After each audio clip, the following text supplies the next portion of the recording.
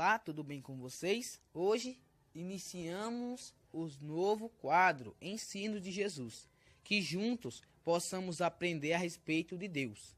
E hoje estudaremos o que Jesus ensinou sobre a Escritura. Jesus chamou os escritos sagrados de sua época de Escritura. Elas também podem ser chamadas de Escritura da Verdade, Palavras de Vida, Santas Escrituras, Sagradas Letras ou ainda Palavra de Deus.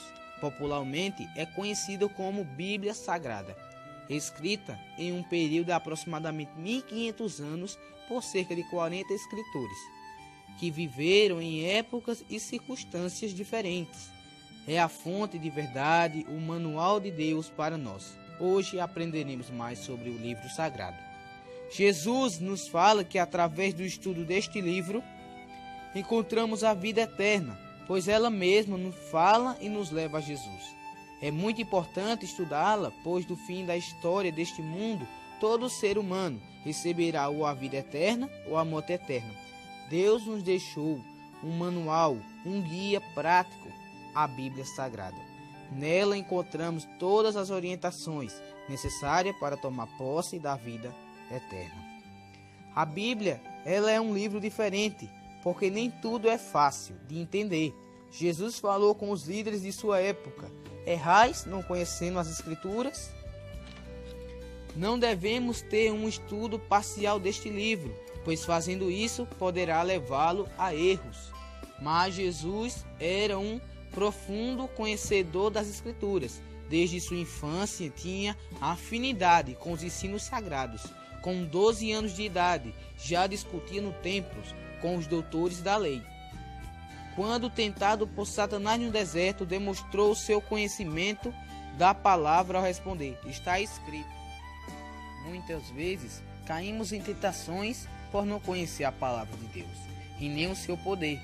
Mas Jesus, o Filho de Deus, mostrou que através da Escritura podemos elevar nosso intelectual e nos fortalecer através de sua própria palavra. A Bíblia que Jesus usava era um pouco diferente da que conhecemos hoje. Nos dias de Cristo, ainda não existiam os livros que compõem o Novo Testamento. Os primeiros escritos a serem produzidos foram as cartas de Paulo, cerca de 20 anos após a morte de Jesus. Jesus, ao citar as Escrituras, ele usava a expressão lei e os profetas. A expressão lei era usada para designar os 5 livros escritos por Moisés, também chamado de Pentateuco. Já profeta é uma referência aos demais livros. Ao todo, o Antigo Testamento é composto de 39 livros, sendo que o Novo é composto de 27. Os profetas, ao escreverem a Bíblia, não colocaram aquilo que eles queriam, e sim o que Deus considerou extremamente importante. Diz o apóstolo Pedro em sua segunda carta, no versículo 21. Porque nunca, jamais, qualquer profecia foi dada por vontade humana. Entretanto, homens santos falaram da parte de Deus movido pelo Espírito Santo. O Espírito Santo inspirou aos profetas ao escreverem a Bíblia. A Bíblia foi produzida por cerca de 40 escritores, inspirado pelo Espírito Santo. Por isso, Deus é o seu autor. Foi ele quem escolheu e inspirou esses homens santos para registrarem as histórias, ensinos e conselhos que deveriam ser preservados para gerações futuras. Ele não só inspirou os profetas, Jesus disse que ele também nos conduziria a toda a verdade e nos faria lembrar das coisas ensinadas por Jesus. Logo, ele é o autor das Escrituras e também o professor. Hoje temos a Bíblia em português para lermos com facilidade, mas as línguas originais da Bíblia é o hebraico e aramaico, escrito no Antigo Testamento, já o Novo foi escrito no grego. A Bíblia é um livro tão incrível que não pode ficar parado, servindo de enfeite na sua sala de estar, pois esse livro contém toda a verdade, pois Jesus diz: tua palavra é a verdade. João 17:17. Jesus foi claro em estabelecer a palavra de Deus como norma ou padrão da verdade. Muitos segmentos religiosos e filosóficos têm outras fontes como norma de verdade. Os budistas acreditam nos ensinos de Buda, os muçulmanos acreditam no Alcorão, os espíritas catecistas nos escritos de Allan Kardec, os Mormons creem num escrito de Joseph Smith.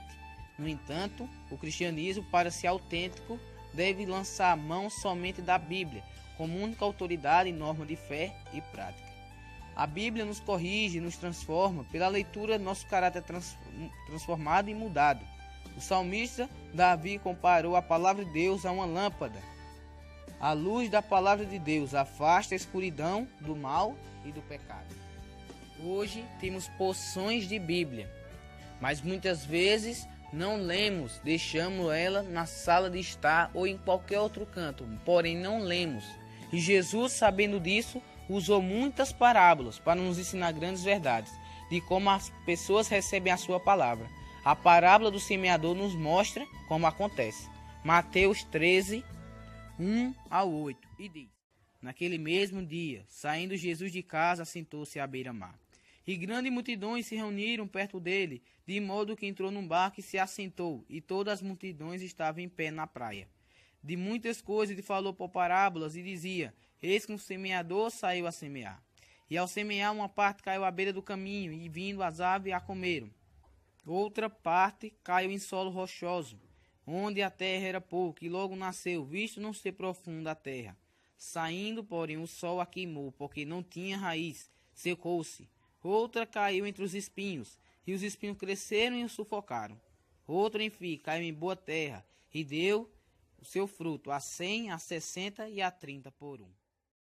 Jesus ele faz essa parábola para comparar com o nosso coração. Cada semente representa a palavra vindo sobre o nosso coração. E a que cai à beira do caminho, Jesus compara as pessoas que ouvem a sua palavra, não entendem e logo desistem. A semente que caiu em coração rochoso são os que não têm raiz em si mesmo, e por causa da angústia e perseguição, logo se escandaliza.